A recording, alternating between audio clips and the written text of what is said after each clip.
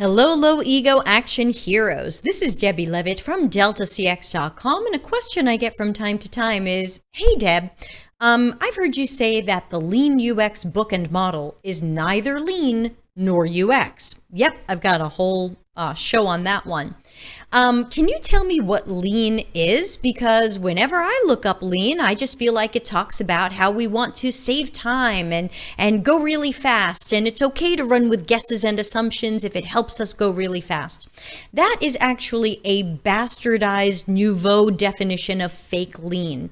You can absolutely Google original lean and learn what it was supposed to be about before books like The Lean Startup kind of changed it and made it seem like let's just do the least we can, the minimum, and just keep going and throw guesses at stuff. So you can Google 8 types of lean waste. Google that yourself, but I'll tell you quickly about them right now. Now, remember that lean originally came from manufacturing and factories. So some of the things related to lean are a little bit more about physical products or things that would be made in a factory or plant of some sort, but we can translate some of them to our digital world. So when Toyota created this model, they had 7 types of lean waste that we should be analyzing, noticing, analyzing, reducing, eliminating, and then they later added an 8th. Here's what the 7 and 8 types are. So the one of them, I'm looking at a Google response, says defects. So basically, when we create stuff that is defective to the customer, whether it's a broken widget that came off the factory line, or it's buggy software, or bad UX, bad CX experiences, these are defects, and these are wasteful to our company. They're failures.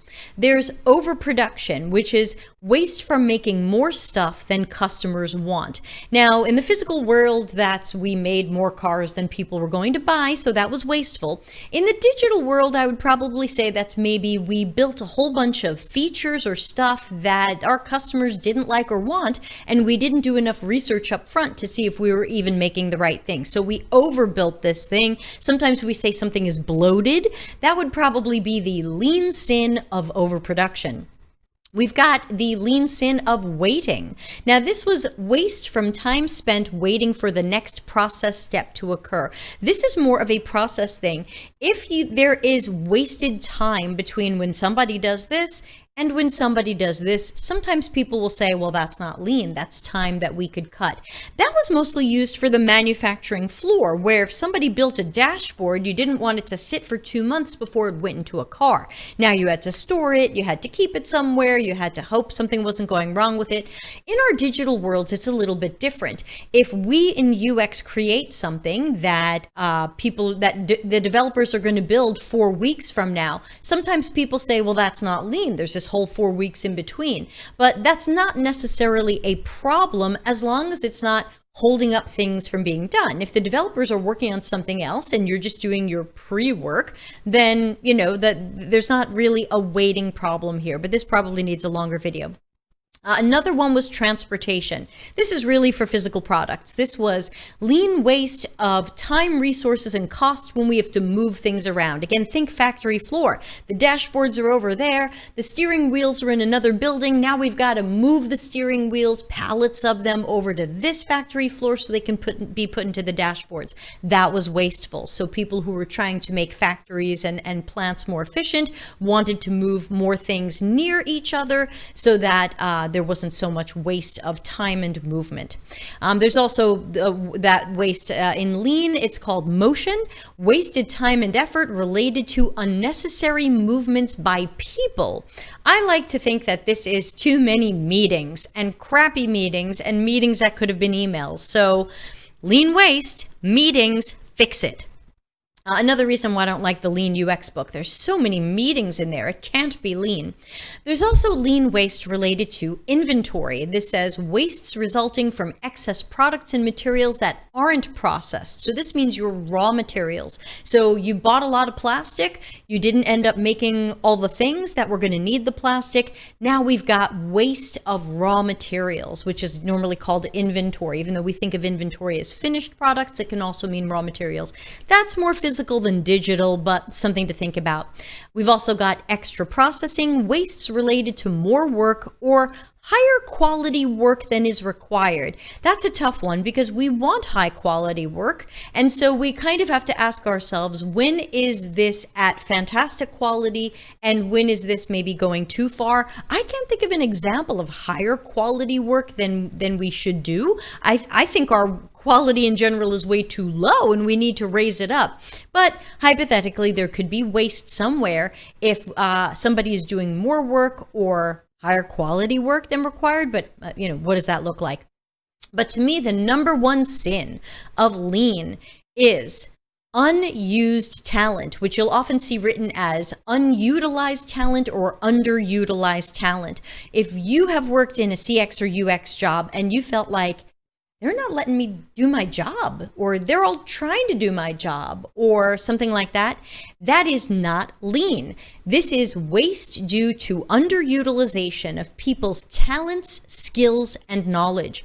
When we have someone at our company who is an expert product manager, we give them the product management work because that would be the non-wasteful thing to do. You wouldn't give me the product management work if we have a great product manager, because that would be the lean sin of waste, of underutilized talent of that product manager who's not working in their domain.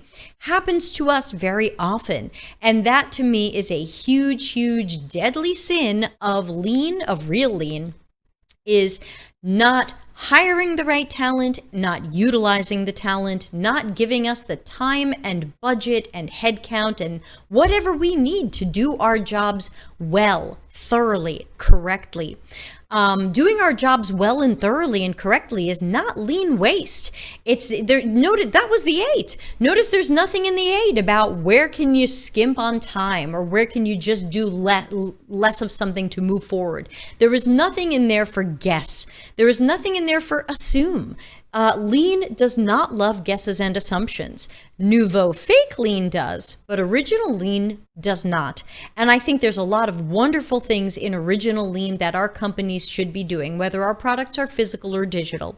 So I know this was maybe a little bit longer than the short 5-minute videos I like these to be, but I want people to understand some of the basics of lean a little bit better, because it'll help explain why things like lean startup and lean UX aren't really lean, and in many cases have sent us in the wrong direction and have sent us in directions that are anti-lean. They're very wasteful in some cases with all of these guesses. And I mean, talk about waste related to more work than is required.